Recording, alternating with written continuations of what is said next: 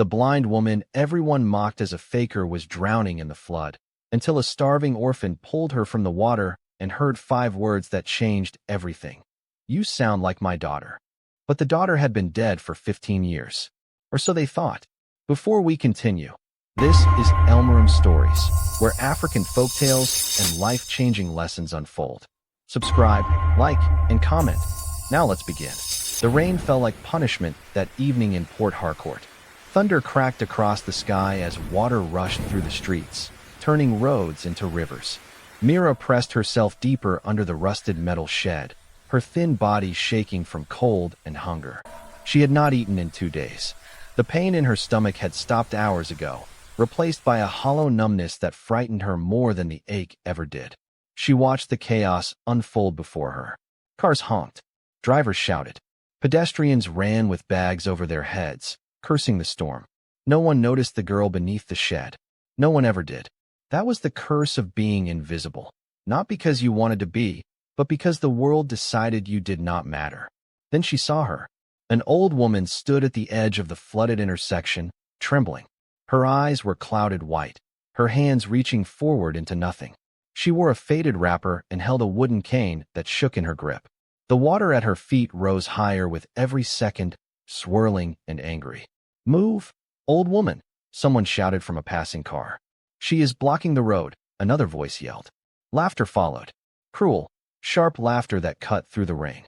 A group of young men leaned out of a bus window, pointing at the woman as though she were entertainment. "She is not even blind. Look how she stands there. Faker. Beggar tactics. They pretend so we give them money." The woman did not respond. She simply stood, gripping her cane, her lips moving in silent prayer. Mira's chest tightened. She knew that kind of helplessness. She had felt it every day of her 18 years. The water rose to the woman's knees. She stumbled, nearly falling. No one moved to help. A taxi swerved around her, splashing dirty water across her face. She gasped, choking, struggling to breathe. Mira did not think. She ran. Her bare feet slapped against the wet pavement as she sprinted into the flood. The current pulled at her legs, nearly dragging her under. She reached the woman just as another wave surged forward, wrapping her arms around the frail body and pulling her toward the sidewalk. "I have you," Mira whispered, her voice hoarse. "I have you." The woman gripped Mira's shoulder with trembling fingers. Her breath came in shallow gasps. For a moment, she said nothing. Then her clouded eyes turned toward Mira's voice, and her entire body went still. "Your voice," the woman whispered. "You sound like someone I used to know." Mira frowned. "I'm just a girl, Ma. No one special." The woman's grip tightened. "No, you sound like my daughter." The words hung in the air, heavy and strange. Mira did not know what to say. The woman's hand shook against her arm, and for a moment, Mira thought she saw fear in those blind eyes. "Where do you live, Ma?" Mira asked gently. "Let me take you home." The woman hesitated. Then she whispered a name that made Mira's blood run cold. Silver Crest Manor. Mira had heard of Silver Crest Manor. Everyone in Port Harcourt had.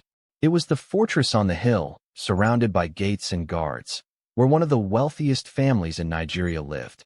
The Coles. Tech billionaires. Untouchable. Powerful. "Ma, that place, are you sure? Take me there," the woman said, her voice suddenly firm. "Please." Mira nodded, though her heart pounded with doubt. She guided the woman through the flooded streets, holding her close as the rain poured down. People stared. Some pointed. No one helped. When they finally reached the gates of Silver Crest Manor, Mira's courage nearly failed her. The mansion loomed behind towering iron gates, glowing with warm light that seemed to belong to another world. 2 guards stood at the entrance, their uniforms crisp and dry beneath a covered post. "Stop there," one of them barked as Mira approached. "This is private property." "Please," Mira said, her voice shaking.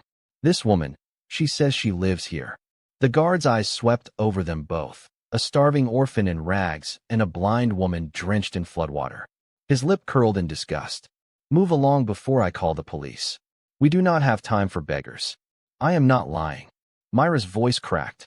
"She told me." "Get out." Before Mira could respond, the roar of an engine cut through the rain. A sleek black car sped toward the gate, tires screeching as it stopped just feet away. The door flew open, and a man jumped out. He was tall, dressed in an expensive suit now soaked from the rain. His face was sharp, handsome, carved with the kind of confidence that came from power. But in that moment, his expression was pure terror. "Mother!" He ran toward them, his shoes splashing through puddles. He dropped to his knees in front of the blind woman, gripping her shoulders as though she might disappear. "Mother, what happened? Where have you been?" Mira stepped back, her mind spinning. "Mother?" The woman reached for the man's face, her trembling fingers tracing his features. "Adrian," she whispered. "I am sorry. I wandered too far. I could not find my way back." Adrian Cole, one of the most powerful men in Nigeria, pulled his mother into his arms, his breath shaking with relief. Then his eyes lifted to Mira. He froze. For a long moment, he simply stared at her, his expression shifting from shock to confusion to something Mira could not name. It was as though he were seeing a ghost. "Who are you?" he asked quietly. Mira's throat went dry. I just helped her cross the road." Adrian's gaze did not leave her face. "What is your name?" "Mira." He stood slowly, still holding his mother. The guards who had shouted at Mira moments before now stood rigid, their faces pale with shame. "Bring her inside," Adrian said, his voice firm. "Now." The guards scrambled to open the gate. Adrian lifted his mother into his arms and carried her toward the mansion. Mira hesitated at the entrance, her bare feet cold against the marble steps. "Come," Adrian called over his shoulder. "You saved my mother's life. The least I can do is offer you warmth." Mira followed, her heart pounding. She did not know it yet, but crossing that threshold would change everything.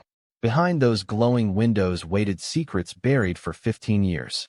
Hidden files, poisoned tea, a vanished woman who looked exactly like her, and a conspiracy that had been waiting for her to come home. Inside Silver Crest Manor, warmth wrapped around Mira like a blanket she had never known. Crystal chandeliers hung from ceilings so high they seemed to touch the sky. Marble floors gleamed beneath her muddy feet, reflecting a world she had only seen from the outside. A young housemaid rushed forward with towels, her eyes wide with curiosity as she led Mira down a corridor lined with golden-framed paintings. Evelyn, Adrian's mother, had been taken to her private chambers. A doctor had been called. Adrian stood in the grand foyer, speaking rapidly into his phone, his jaw tight, with barely controlled emotion. When he ended the call, his eyes found Mira again, and that same strange look crossed his face. Recognition mixed with impossibility. "Sit," he said, gesturing toward a plush sofa near the fireplace. "Please." Mira lowered herself onto the edge of the cushion, afraid her wet clothes would ruin the expensive fabric. A maid brought hot tea and bread. The smell alone made Mira's stomach clench with desperate hunger, but she forced herself to eat slowly, her hands trembling around the porcelain cup. Adrian sat across from her, leaning forward, his fingers steepled beneath his chin. "How long have you been on the streets?" "All my life, sir," Mira said quietly. "I never knew my parents." Something flickered in Adrian's eyes. "Pain, perhaps. Or guilt." "Where do you sleep?" "Wherever I can find shelter. Under bridges. Abandoned buildings." Tonight it was a shed near the market. Adrian's jaw clenched. He opened his mouth to speak, but the sound of heels clicking against marble interrupted him. Mira looked up and felt the temperature in the room drop. A woman swept into the foyer, her beauty so sharp it could cut glass. She wore a fitted designer dress that hugged her curves, her hair pulled back in a sleek ponytail. Diamond earrings caught the light. Her makeup was flawless, but her eyes, cold and calculating, fixed on Mira with immediate hostility. "Adrian," the woman said, her voice smooth as silk and twice as dangerous. "Who is this?" Adrian stood. "Marina, this is Mira. She saved my mother's life tonight." Marina's gaze swept over Mira from head to toe, taking in the ragged clothes, the mud-stained skin, the hollow cheeks. Her lips curved into something that might have been a smile, but felt more like a threat. "How noble," Marina said. "And now she is in our home." "She has nowhere else to go," Adrian replied, his tone firm. "I have offered her a room for the night." Marina's smile vanished. "A room?" "Adrian, we do not know anything about this girl. She could be anyone. A thief. A con artist. You cannot just—" "She saved my mother," Adrian repeated, his voice dropping to a dangerous quiet. "That is all I need to know." For a moment, Marina said nothing. Then she turned her cold gaze back to Mira, studying her face with an intensity that made Mira's skin crawl. Something shifted in Marina's expression, a flash of recognition, quickly buried beneath practiced indifference. "Fine," Marina said softly. "One night. But she stays in the guest wing, far from the family quarters." Adrian nodded, though tension radiated from his shoulders. Marina turned and walked away, her heels echoing like gunshots. But at the doorway, she paused and glanced back at Mira, her eyes narrowing. "If you value your safety," Marina said, her voice barely above a whisper, "do not ask questions about things that do not concern you." Then she was gone. Mira's heart pounded. The warmth she had felt moments before evaporated, replaced by a cold, creeping dread. Adrian ran a hand through his hair, exhaustion written across his face.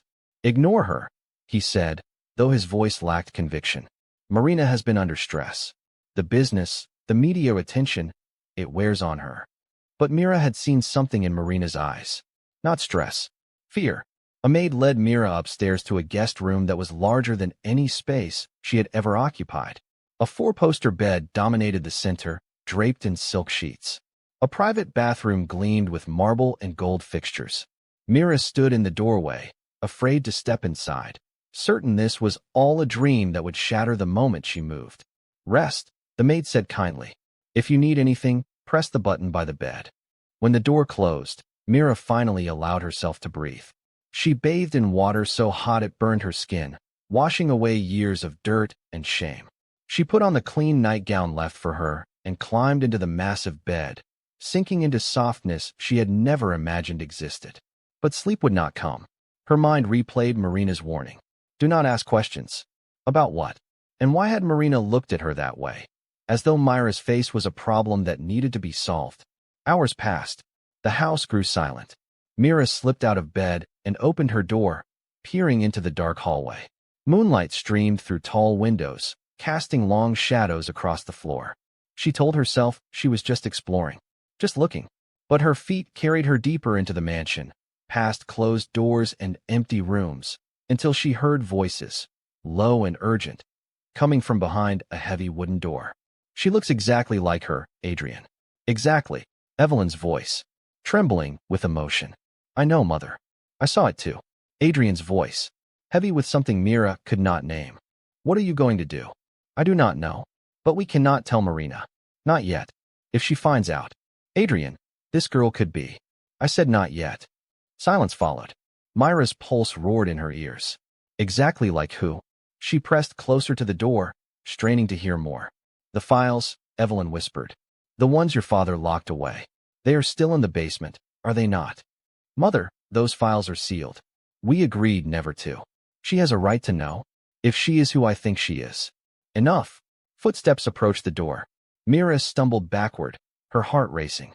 She turned and ran, her bare feet silent against the marble, racing back to her room. She threw herself into bed just as she heard Adrian's door open down the hall. She lay in the darkness, her mind spinning. Files. Basement. Someone she looked exactly like. What were they hiding? Sleep finally came, but with it came dreams. Fire. Screaming. A woman's face hovering over her, eyes full of love and terror. A voice whispering, "Run, baby. Run and never look back." Mira woke with a gasp, her body drenched in sweat. Morning light streamed through the windows. For a moment, she forgot where she was. Then reality crashed back. The mansion, the rescue, Marina's warning. She dressed in the simple clothes left for her and ventured downstairs. The house was quieter now, almost eerily so. She found the kitchen, where a kind cook offered her breakfast. Real food, more than she had seen in months. But even as she ate, her mind remained fixed on the conversation she had overheard. The basement. She had to find it. After breakfast, Mira began to explore the mansion more deliberately. She passed servants who nodded politely, but said nothing. She discovered a library, a music room, a conservatory filled with exotic plants. But no basement entrance. Then, in a narrow hallway near the back of the house, she found it. A door different from the others. Heavy, dark wood. No decorative handle like the rest, just a simple lock and a keyhole. Mira glanced around. The hallway was empty. She reached for the handle, knowing she should not. knowing this was exactly the kind of question Marina had warned her not to ask. Locked. But as she turned to leave, something caught her eye. A small silver key, fallen behind a decorative vase on a nearby table. As though someone had placed it there and forgotten. Mira picked it up. Her hands shook. This was wrong. This was trespassing. But the dreams, the whispered conversation, the way everyone looked at her, it all pulled at something deep inside her chest, a feeling that her entire life had been leading to this moment. She slipped the key into the lock. It turned with a soft click. The door opened onto darkness and descending stairs. Cold air rushed up from below, carrying the scent of old paper and secrets. Mira hesitated at the threshold, her heart pounding so hard she thought it might burst. Then she heard it. A voice. Soft. Feminine. Coming from somewhere in the darkness below. Help me. Mira's breath caught. She looked back at the empty hallway. She thought of Marina's warning. She thought of the safe, warm bed upstairs. Then she thought of the woman in her dreams, the voice that whispered run. Mira stepped into the darkness and began to descend. The basement stairs creaked beneath Mira's feet. Each step took her deeper into cold darkness that seemed to swallow the light from above. Her hand traced the rough stone wall, searching for balance, for courage, for anything to anchor her in this descent into the unknown. At the bottom, her eyes adjusted to reveal a long corridor lined with filing cabinets and storage boxes. A single bare bulb hung from the ceiling, casting shadows that danced like ghosts. The air tasted old, forgotten, heavy with secrets that had been buried too long. Mira moved forward, her breath shallow. The voice had stopped, leaving only silence and the sound of her own heartbeat. She passed shelves stacked with documents, old computers covered in dust, boxes labeled with dates from decades past. Then she saw it. A filing cabinet standing alone in the corner, newer than the others. A red stamp across the front read, Project Elmerem, classified. Mira's hands trembled as she pulled open the drawer. Inside were folders thick with papers, photographs, and USB drives. She lifted the first file and opened it. A photograph slipped out. Mira's breath stopped. The woman in the picture was her. Same face. Same eyes. Same bone structure. But older, maybe 30. She stood in a laboratory, wearing a white coat, her expression brilliant and confident. Behind her, equations covered a whiteboard. Beside her stood a younger version of Adrian and an older man Mira did not recognize. With shaking hands, Mira read the caption beneath. Dr. Lyria Okonkwo, lead researcher, neural interface technology, Cole Industries, 2010. Mira flipped through more documents. Research papers, patent applications, all bearing Lyria's name. Notes scrawled in margins, warnings underlined in red ink. They are watching. If anything happens to me, look for the girl. Protect her. She is the key. You should not be down here. Mira spun around. A woman stood in the shadows at the base of the stairs. Not Marina, someone else. Older. Her face half hidden in darkness. She wore simple clothes, a head wrap, the kind of attire a housekeeper might wear. Who are you? Mira whispered. Someone who has been waiting for you to come home, the woman said softly. But you must leave. Now, before they find you here. Who was Lyria? The woman's eyes glistened with tears. A brilliant woman. A loving mother. And a target. A mother. Mira's voice cracked. What are you saying? The woman stepped forward into the light, and Mira saw the resemblance. Older, worn by time, but unmistakable. She looked like Lyria. Like Mira. My sister disappeared 15 years ago, the woman said. They said she ran away. Abandoned her research. Abandoned her daughter. But I knew better. Lyria would never leave her child. The room tilted. Mira gripped the filing cabinet for support. Her daughter. You, Mira. You are Lyria's daughter. The words hit like thunder. Mira shook her head, backing away. No. No. I am an orphan. I have always been. An orphan because someone wanted you erased. The woman's voice broke. The night Lyria disappeared, there was a fire at the research facility. They said it was an accident. But Evelyn, Adrian's mother, she got you out. She hid you. She could not raise you herself without exposing you to danger, so she placed you where no one would look. Among the forgotten. Mira's legs gave out. She sank to the floor, the file still clutched in her hands. Memories crashed over her, not dreams, but fragments of truth. The fire. The woman shielding her. A voice saying run. Evelyn's blind eyes seeing something Mira could not. Why? Mira choked out. Why would someone want to erase us? The woman knelt beside her. Because Lyria discovered something. Something worth killing for. And Marina. Footsteps echoed on the stairs above. The woman's face went pale. Hide, she hissed, pulling Mira behind a stack of boxes. The basement door flew open. Marina descended the stairs, her elegant dress replaced by dark clothing, her face twisted with fury. Behind her came Adrian, his expression desperate. Marina, what are you doing? Adrian demanded. Marina ignored him, her eyes scanning the basement. I know she is down here.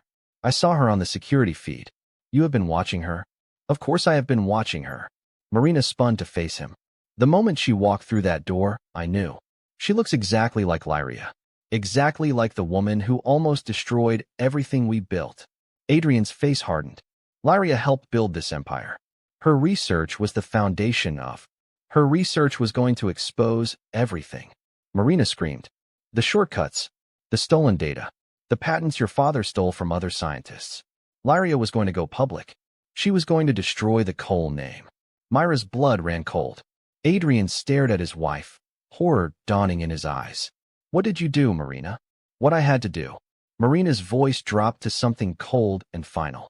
Your father was weak. He loved Lyria. He was going to let her ruin us. So I handled it. Handled it. Adrian's voice shook. Marina, what did you do? I made sure Lyria disappeared. And I made sure she took your father's weakness with her. The confession hung in the air like poison. Mira's aunt gripped her arm, both of them frozen behind the boxes. Adrian stumbled backward, his face draining of color. You murdered her? His voice was barely a whisper. Marina laughed, a brittle, broken sound. Murdered? No, Adrian. I did not murder anyone. I simply arranged for certain events to unfold. The fire, the explosion, the evidence that Lyria had run away with company secrets. Your mother suspected, of course. That is why I made sure her blindness became permanent. Adrian lunged forward, but Marina pulled something from her jacket. A syringe filled with clear liquid. Do not, she warned. This is the same thing I used on your mother. The same thing that took her sight. I will not hesitate to use it on you. You poisoned my mother? I protected this family. Marina's composure cracked. Everything I did for us. For our future. And now this girl shows up, looking exactly like the ghost that should have stayed buried. And you want to what? Welcome her in. Let her destroy everything. She is innocent. Adrian shouted. She is evidence. Marina's hand trembled on the syringe. As long as she exists, as long as anyone looks at her face and sees Lyria, the questions will come. The investigations. The truth. Mira could not stay hidden anymore. She stepped out from behind the boxes, her legs shaking but her voice steady. You are too late, Mira said. The truth is already coming. Marina whirled around, her eyes widening in shock. Then rage. You. I know who I am now, Mira said, holding up the file. I know what you did, and I know you cannot stop this anymore. Marina raised the syringe, stepping toward Mira. Adrian moved to intercept, but before either of them could act, the basement door burst open again. Evelyn stood at the top of the stairs. Behind her, police officers in uniform, and behind them, a woman Mira had only seen in photographs. Lyria. Alive. Changed, her hair cut short, her face lined with years of hiding, a scar running across her cheek, but unmistakably, impossibly alive. Hello, Marina, Lyria said, her voice steady as steel. Did you really think a fire could kill me? Marina's face went white. The syringe fell from her hand, shattering on the concrete floor. The truth unfolded in moments that felt like hours. Lyria had survived the explosion, badly burned but alive. She had gone into hiding, knowing that coming forward would put her daughter in danger. She had spent 15 years gathering evidence, building a case, waiting for the right moment. That moment was now. Marina was arrested. The files were seized. Adrian stood in shock as his entire world collapsed, learning that the woman he had married was a monster, that his father, who had also survived but disappeared into witness protection, had been working with Lyria all these years to bring Marina to justice. And Mira stood in the center of it all, no longer an orphan, no longer invisible. She was Lyria's daughter, the key that unlocked a conspiracy. The girl who was supposed to be erased, but instead became the one who brought light into darkness. Evelyn, her blindness a permanent scar from Marina's poison, but her heart full of joy, pulled Mira into her arms. "I am sorry," she whispered. "I am so sorry I could not keep you close. But I never stopped protecting you." Mira buried her face in the old woman's shoulder and wept. For the years lost. For the mother who had loved her enough to disappear. For the family she never knew she had. But beneath the tears was something else. Strength. Purpose. The knowledge that she had not just survived. She had returned to reclaim everything that was stolen from her. As police led Marina away in handcuffs, the woman turned back one last time, her face twisted with fury and defeat. "You think this is over?" Marina hissed. "You think you have won?" Lyria stepped forward, placing herself between Marina and her daughter. "Yes," she said quietly. "We have." Marina's laughter echoed up the stairs, chilling and final, as she disappeared into custody. The mansion, once a fortress of secrets, now stood exposed to the truth. Adrian faced the media, confessing his ignorance and vowing to make amends. The Cole Empire would survive, but transformed, built on honesty instead of lies. And Mira, the starving orphan who had rescued a blind woman in the rain, discovered that sometimes salvation works both ways. She had saved Evelyn's life. And in return, Evelyn had saved hers long before they ever met on that flooded road. In the quiet after the storm, Mira stood at the window of her new room. Not a guest room anymore, but home. Lyria stood beside her, her hand resting on her daughter's shoulder. "You could have stayed hidden," Mira said softly. "You could have let me go on not knowing." "Never," Lyria whispered. "A mother's love does not fade, even when buried beneath years of silence." I waited. I watched. And when you walked through those gates, I knew it was finally time. Sometimes the greatest acts of love happen in shadows. A blind woman hiding a child to save her life. A mother disappearing so her daughter could grow up safe. An orphan choosing compassion when the world had shown her none. The truth may be buried, but it never dies. It waits. It grows. And when the time is right, it rises, carried by those brave enough to seek it, strong enough to bear it, and loving enough to fight for it. Family is not just blood. It is the hands that reach for you in the flood. The eyes that see you when everyone else looks away. The hearts that refuse to forget, even when memory costs everything. Like, subscribe, share, and comment the lesson you learned.